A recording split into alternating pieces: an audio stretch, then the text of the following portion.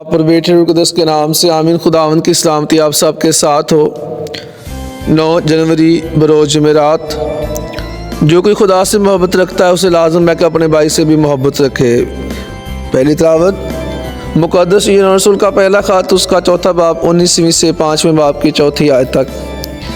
बस है प्यारो, हम मोहब्बत रखें कि खुदा ने हमसे पहले मोहब्बत रखी। अगर कोई कहे कि मैं खुदा से मोहब्बत रखता हूँ अपने भाई से दुश्मनी रखता हूँ तो झूठा है, क्योंकि अगर वो अपने भाई से जिसको देखा है मोहब्बत नहीं रखता तो खुदा जिसको उसने नहीं देखा क्यों कर मोहब्बत रख सकता है।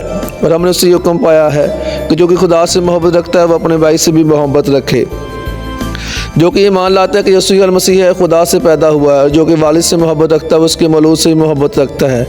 इससे हम जानते हैं कि हम खुदा के फर्जंदों से मोहब्बत रखते हैं। जबकि हम खुदा से मोहब्बत रखते हैं उसके हुक्म पर अमल करते हैं। क्योंकि खुदा से मोहब्बत रखना ये है कि हम उसके हुक्मों पर अमल करें, उसके हुक्मवारी नहीं। क्योंकि जो कि खुदा से प्यार पैदा हुआ है वो दुनिया पर गालिब आता है, और जिस वजह से हम दुनिया पर गालिब आ गए हैं वो हमारा ईमान है। आमीन।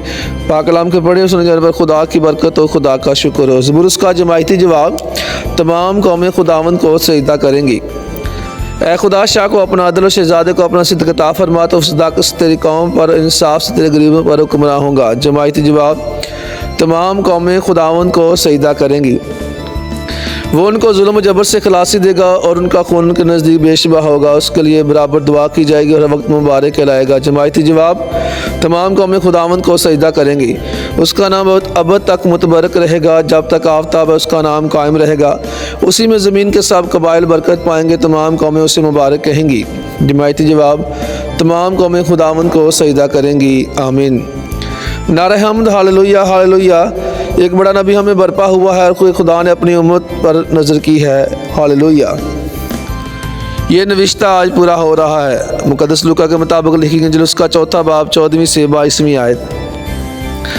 उस वक्त यीशु रूह की क़ुव्वत से जलील को लौटा और आसपास के सारे इलाके में उसकी शोहरत फैल गई। वो उनके इबादत खानों में तलीम देता रहा और सब उसकी तारीफ़ करते रहे। फिर वो नासरत में आ जहाँ उसने परवरिश पाई थी, और अपने दस्तूर के मुताबिक सबत के दिन इबादत खाने में गया और पढ़ने को खड़ा हुआ, और शाह नबी का तुमार उसको दिया गया।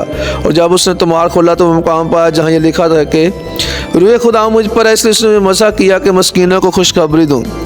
उसने मुझे इसलिए भेजा है कैदियों को रहाई, अंधों को बनाई, कुचले हुओं को आज़ादी बख्शूँ, खुदावंद के साले मकबूल को मुश्तहर करूँ। और वो तुमार लपेट कर खादम को वापस देकर बैठ गया, और जो इबादत खाने में थे उन सब की आंखें उस पर लगी थीं। तब वो उनसे कहने लगा कि आज ये नविश्ता तुम्हारे कानों में पूरा होकर पहुंचा। और सब ने इस पर गवाही दी और शफकत की उन बातों पर जिसके मुँह से निकलती थी तो अजब करने लगे। आमीन।